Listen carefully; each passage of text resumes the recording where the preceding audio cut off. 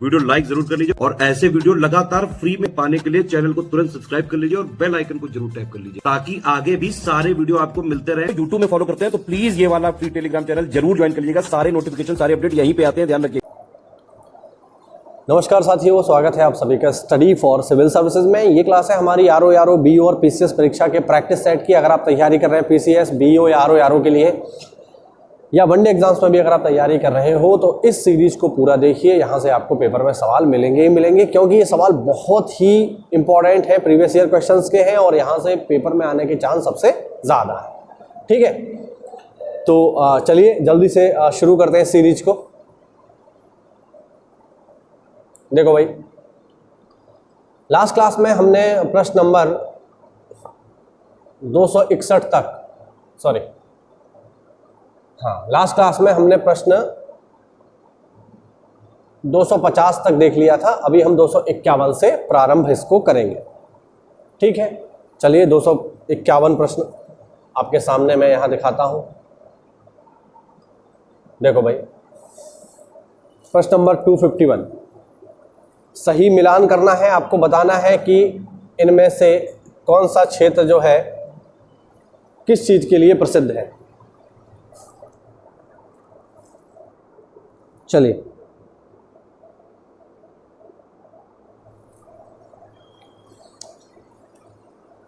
Rubber, कहवा, जैतून, गन्ना क्षेत्र है मॉरिशस, इटली, कोलंबिया और मलेशिया।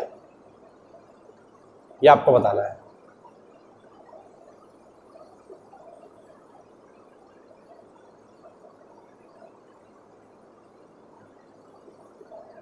देखिए, सही मिलान करते हैं इनका। देखो, अगर मैं इसका सही मिलान करूं तो देखिए, रबर जो मिलेगी आपको, ये मिलेगी मलेशिया में। रबर का जो प्रोडक्शन होगा मोस्टली ये कहाँ होगा, मलेशिया में होगा। ठीक है, कहवा की अगर मैं बात करूं तो कहवा आपको मिलेगा कोलंबिया में, कहवा कॉफ़ी। जैतून की बात करूं तो जैतून आपको मिलेगा इटली में, और गन्ना की उत्पादन होता है मूल रूप से मॉरिशस में, क्योंकि गन्ना जो है उष्णकटिबंधीय फसल है। यहाँ पर ये आपको ज़्यादा उत्पादन इसका देखने को मिलेगा।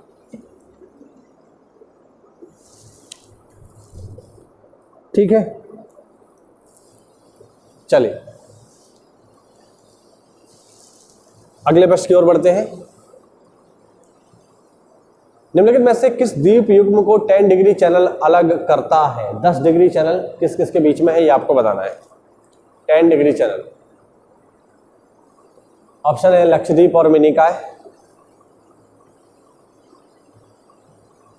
दक्षिणी अंडमान और लिटिल अंडमान, अंडमान तथा निकोबार, पंबन तथा मन्नार। ये आपको बताना है। चलिए शुरू करते हैं, इसका आंसर देखते हैं। देखो भाई, यहाँ पर बात कर रहा है 10 डिग्री चैनल के बारे में। तो साथियों, 10 डिग्री जो चैनल है ये आपको मिलेगा अंडमान और निकोबार के बीच में। कुछ और भी जो महत्वपूर्ण चैनल है जो मैं आपको अभी ही बता देता हूँ एक साथ ही, ताकि आपको दिक्कत ना हो। देखो, पहला है यहाँ पर 8 डिग्री चैनल, दूसरा है 9 डिग्री चैनल, तीसरा है 10 डिग्री चैनल। इनको आप सीधे सीधे याद रखना। ठीक है, देखो 8 डिग्री चैनल आपको मिलता है मिनिकॉय और मालदीव के बीच में, याद रखना। ठीक, 9 डिग्री चैनल मिलेगा मिनिकॉय और लक्षद्वीप के बीच में, और 10 डिग्री चैनल आपको मिलेगा अंडमान और निकोबार के बीच में। इसके अलावा एक चैनल और है जिसको हम कहते हैं ग्रेट चैनल।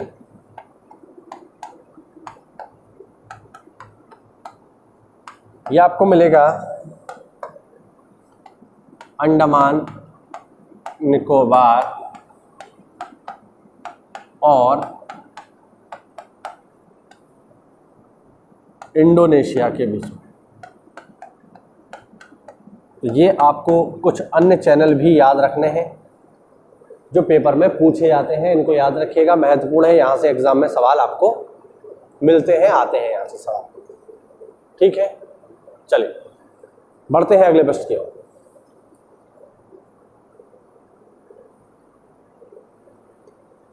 अगला है प्रायद्वीपीय भारत निम्न हिमयुगों में से किस हिमयुग में हिमानीकृत हुआ? तो पहला ऑप्शन है ह्यूरोनियन हिमयुग, कार्बनिफेरस हिमयुग, प्लीस्टोसीन हिमयुग या फिर लिटिल हिमयुग। इसका आंसर हमें करना है यहाँ पे। देखिए, प्रायद्वीपीय भारत की यहाँ बात कर रहा है, किस हिमयुग में प्रायद्वीपीय भारत जम गया था। चलिए देखिए, इसका मैं आंसर अगर यहाँ आपको बताऊं तो जो इसका आंसर है साथियों वो है ऑप्शन सी, प्लीस्टोसीन हिमयुग में प्रायद्वीपीय भारत जम गया था। लेकिन इसमें जो अन्य जो लिखे हुए हैं जैसे कार्बनिफेरस है, प्लीस्टोसीन है, इन युगों में ये भी पूछ लेता है कि बताइए इस युग में किस प्रकार के जीवों का धरती पर प्रादुर्भाव हुआ, किस प्रकार के जीव धरती पर पैदा हुए। तो उनको भी हम एक साथ ही देख लेते हैं ताकि दिक्कत ना हो। ठीक है, देखो जैसे अगर मैं बात करूं कार्बनिफेरस युग की, तो साथियों ध्यान रखना कि कार्बनिफेरस युग में रेंगने वाले जीव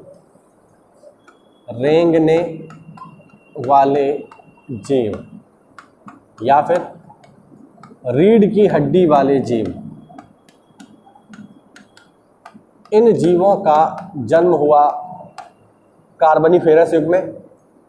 अगर मैं बात करूं प्लीस्टोसीन युग की, तो साथियों प्लीस्टोसीन युग में जन्म होता है आदि मानव का। आदि मानव का जन्म कब हुआ है? आदि मानव का जन्म हुआ है प्लीस्टोसीन काल में। बाकी ये तो कुछ इतना महत्वपूर्ण नहीं है। ठीक, तो इन दोनों को आप थोड़ा सा स्पेशली याद रखिएगा। ये पेपर में पूछे गए प्रश्न है कि किस युग में आदि मानव का जन्म होता है या किस युग में हमें धरती पर रेंगने वाले जीव देखने को मिलते हैं। तो रेंगने वाले जीव जो है हमें देखने को मिलते हैं कहाँ पर? रेंगने वाले जीव हमें देखने को मिलते हैं कार्बनिफेरस युग में। और आदि मानव किस युग में धरती पर आता है? प्लीस्टोसीन काल में आदि मानव धरती पर आता है, आपको याद रखना है। ठीक है, चलिए बढ़ते अगले प्रश्न की ओर। निम्नलिखित युगों में से कौन सा सही सुमेलित है, ये आपको बताना है। एक तरफ झील है, एक तरफ उनकी स्थिति है, और आपको बताना है कौन सा सही सुमेलित है। यानी इसका मतलब ये हुआ कि इसमें से 3 ऐसे हैं जो सही सुमेलित नहीं है, केवल एक ही सही सुमेलित है, उसके बारे में आपको यहाँ पर आंसर करना है। Option A Lonar, option B Nakki, option C Kolleru, option D Pulicat. अब देखो बताना है आपको, मतलब 3 इसमें सही सुमेलित है, मतलब 3 इसमें से गलत है, एक सही है। ठीक है, हो सकता है मैंने कुछ पहले से कुछ अलग बोल दिया हो, तो देखो ध्यान रखना। देखो फिलहाल इसका जो आंसर है वो है कोलेरू। कोलेरू झील कहां पर है? आंध्र प्रदेश में है भैया, ध्यान रखना। ठीक है, कोलेरू आंध्र प्रदेश। लोनार की बात करूं भैया तो लोनार एमपी में नहीं है, लोनार है महाराष्ट्र में। कहां पर है? महाराष्ट्र में है। नक्की झील की अगर मैं बात करूं साथियों तो नक्की झील आपको मिलेगी राजस्थान में। कहां मिलेगी? राजस्थान में। ठीक, कोलेरू हो गई। पुलिकट झील की बात करूं साथियों तो पुलिकट झील आपको कहां मिलेगी? पुलिकट झील आपको मिलने वाली है आंध्र प्रदेश में। इनमें भी अगर मैं थोड़ा और डिटेल में जाऊं तो जो महाराष्ट्र में लोनार झील है ये ज्वालामुखी झील का उदाहरण है। ये कैसी झील है? ज्वालामुखी झील है, यानी ज्वालामुखी निर्मित झील है। इस झील को ज्वालामुखी ने बनाया है। बेसिकली ये ज्वालामुखी क्रेटर झील का उदाहरण है। इसका मुंह जो आप देखोगे तो आपको क्रेटर की तरह दिखाई देगा। चलिए मैं आपको थोड़ा सा मैप पे ले चलता हूँ और दिखाता हूँ कि किस तरीके की ये झील है। ठीक है, चलिए अब बस इंटरनेट थोड़ा साथ दे दे तो मज़ा ही आ जाए भाई, और इंटरनेट नहीं चलेगा तो फिर तो दिक्कत है, मुझे लगता नहीं चलेगा।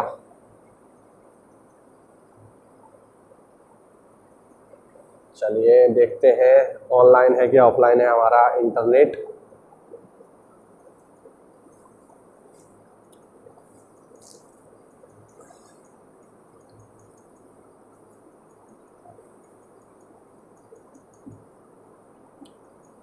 देखते हैं, थोड़ा एक बार और ट्राई करते हैं, नहीं चलेगा तो आगे बढ़ेंगे फिर।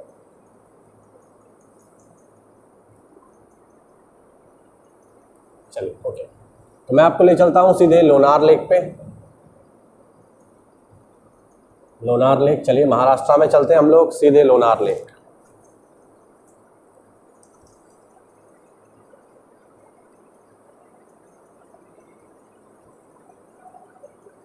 ठीक है, थोड़ा सा आपको दिख रहा होगा उम्मीद करता हूँ।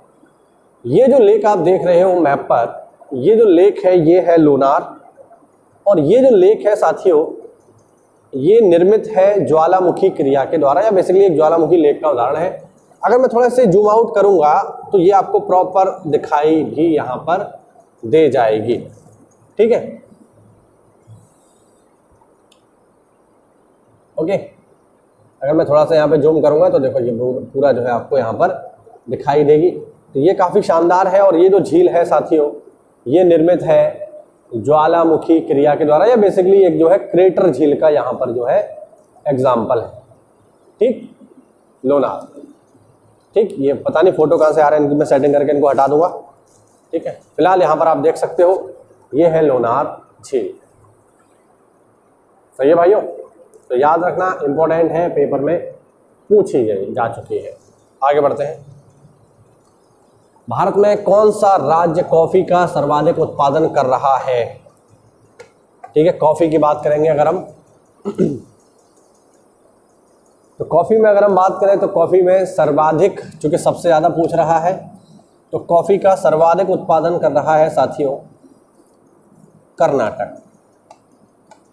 याद रखना, कॉफी के उत्पादन में पहला राज्य कौन सा है? कर्नाटक। दूसरे और तीसरे राज्य की मैं बात करूं तो दूसरे तीसरे राज्य पे आता है, दूसरे पे आता है केरल, और तीसरे पे आता है तमिलनाडु। तो याद रखना ये कॉफी के टॉप 3 प्रोड्यूसर स्टेट है। महाराष्ट्र की अगर मैं बात करूं साथियों तो महाराष्ट्र फेमस है काय के लिए? अंगूर के लिए। महाराष्ट्र पहला नंबर है प्याज में,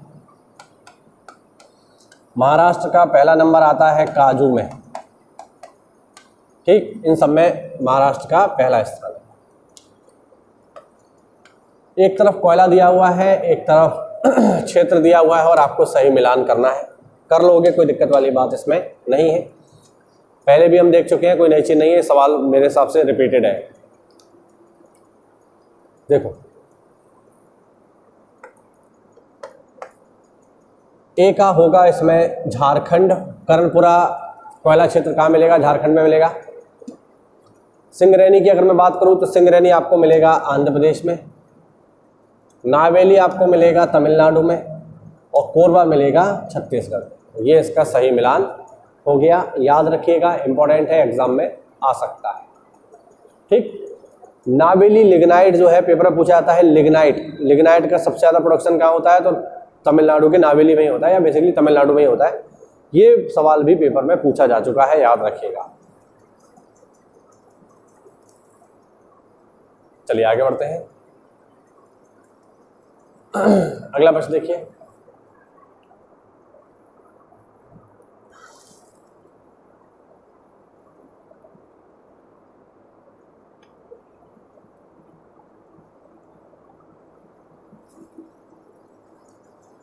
अगला प्रश्न देखिए, एक तरफ है तेल शोधन कारखाने और एक तरफ दिए हुए हैं राज्य, और आपको कौन सा तेल शोधन कारखाना कहां पर है इसका सही मिलान करना है।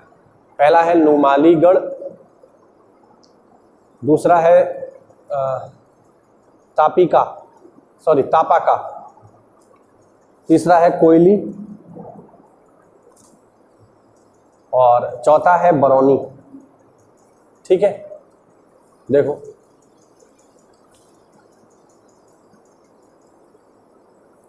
देखो भाई, इसका हमें सही मिलान करना है। ऑप्शन भी आपके सामने है। देखो, नुमालीगढ़ है साथियों असम राज्य में, ठीक है। यहाँ पे तापी का होगा, तापी, जहाँ तक मुझे याद आ रहा है तापी का। तापी का आपको मिलने वाला है आंध्र प्रदेश में। कोयली जो कोयला क्षेत्र है ये आपको मिलेगा गुजरात में। और बरौनी जो तेल शोधन है ये आपको मिलेगा बिहार में। बरौनी काफ़ी फेमस, ठीक है, याद रखेंगे, काफ़ी इंपॉर्टेंट है। चलिए बढ़ते हैं अगले प्रश्न की तरफ। ओजोन परत किस मंडल में अवस्थित है ये आपको बताना है। बेसिक प्रश्न है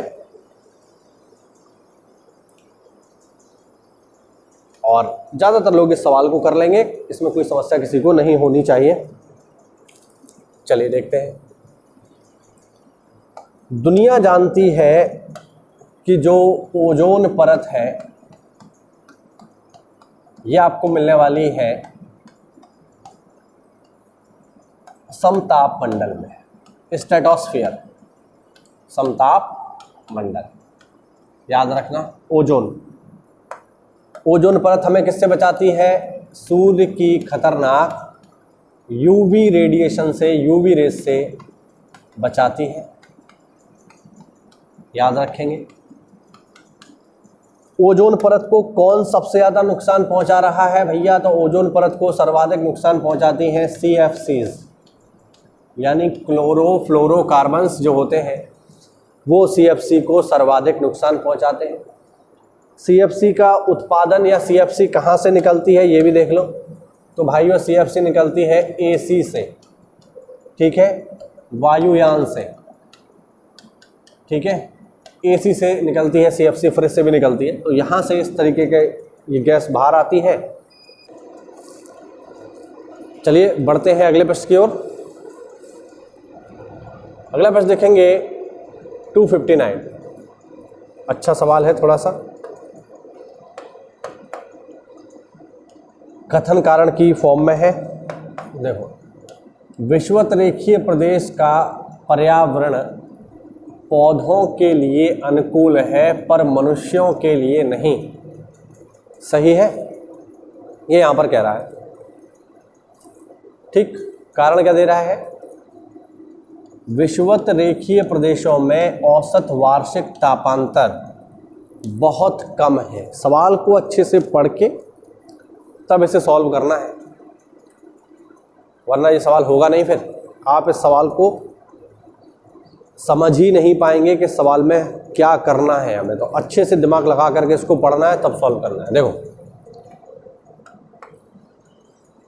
कथन है विषुवतरेखीय प्रदेशों का पर्यावरण पौधों के लिए अनुकूल है। बिल्कुल सही बात है। मैं आपको पहले भी कई बार बता चुका हूं कि विषुवत रेखा के आसपास का जो क्षेत्र है वो वनस्पतियों के लिए सर्वोत्तम है। इसीलिए जहां कहीं भी 0 डिग्री रेखा गुजरती है जिन स्थानों से, उन स्थानों पर आपको सबसे ज़्यादा ग्रीनरी मिलेगी, सबसे ज़्यादा हरियाली मिलेगी, ठीक है।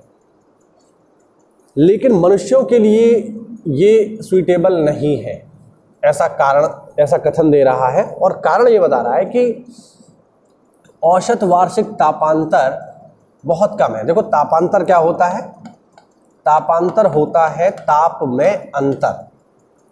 यानी ये कह रहा है कि विषुवत रेखा पर तापांतर कम है, मतलब साल में जो टेम्परेचर है वो कम ही ऊपर नीचे होता है। अब जैसे हम यहाँ उत्तर भारत में बैठे हैं, यहाँ पे सर्दियों का तापमान 10 डिग्री, गर्मियों का तापमान 35 डिग्री, तो अंतर ज़्यादा है कि नहीं है? लेकिन अगर हम भूमध्य रेखा पर जाएंगे तो भूमध्य रेखा पर अंतर नहीं मिलेगा आपको। भूमध्य रेखा पर जो अंतर होगा वो सर्दी और गर्मी के मौसम में, वो सर्दियों में होगा 30 डिग्री और गर्मियों में होगा 35 डिग्री। और सर्दी तो वहाँ आती नहीं है, तो ये 32 भी हो सकता है, 33 भी हो सकता है। तो ये आपको समझना है। ये जो कह रहा है कि वार्षिक तापांतर बहुत कम है, ये भी बिल्कुल सही बात है। यानी अगर हम ये कहें कि मनुष्यों के लिए ये क्षेत्र अच्छा नहीं है तो ये बात सच है। क्यों? क्योंकि मनुष्यों के लिए हर वो क्षेत्र अच्छा नहीं होता जहाँ पर चाहे एक्सट्रीम कोल्ड कंडीशन हो या एक्सट्रीम हॉट कंडीशन हो, ये मनुष्यों के लिए बढ़िया नहीं है। आप बहुत ज़्यादा गर्मी में ना तो रह पाएंगे और ना ही बहुत ज़्यादा सर्दी में रह पाएंगे। भूमध्य रेखा तो बहुत ज़्यादा गर्म है, तो यहाँ पर रहना मुश्किल है। इसी तरीके से अगर आपको उठा के फेंक दिया जाए साइबेरिया में, वहाँ पर भी आप नहीं रह पाओगे, क्योंकि वहाँ पर ठंड बहुत ज़्यादा है। तो चाहे एक्सट्रीम कोल्ड हो या एक्सट्रीम हॉट हो, ये दोनों ही स्थितियाँ मनुष्यों के लिए बेहतर नहीं मानी जाती। तो ये आपको थोड़ा ध्यान रखना है। इसमें आंसर क्या होगा? इसमें आंसर होगा ए और आर दोनों सही हैं, ठीक है। और आर ए का सही स्पष्टीकरण है। चलो आगे देखो, आगे है ग्रैंड बैंक। ग्रैंड बैंक कहाँ पर स्थित है ये पूछ रहा है। ए उत्तरी अमेरिका के पश्चिमी तट पर, बी पश्चिमी यूरोपियन तट पर, सी उत्तरी अमेरिका के पूर्वी तट पर या अफ्रीका के पूर्वी तट पर।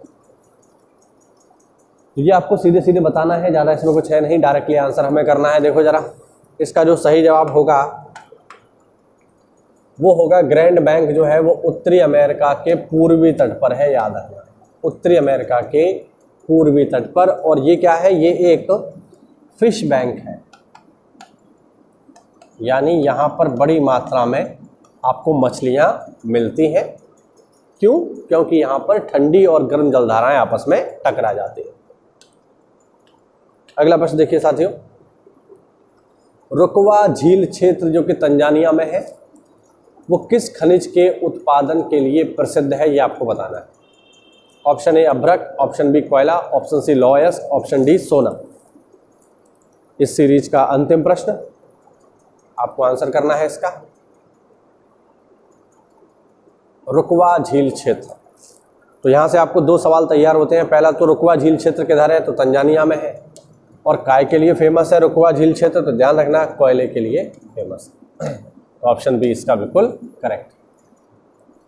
ये हुआ आज का हमारा छोटा सा वीडियो। उम्मीद करता हूँ इसमें आपको महत्वपूर्ण जानकारी मिली होगी। तो ऐसा है तो वीडियो को लाइक करिए, चैनल को सब्सक्राइब करिए। मिलते हैं साथियों अगली क्लास में, तब तक के लिए जय हिंद, जय भारत, वंदे मातरम।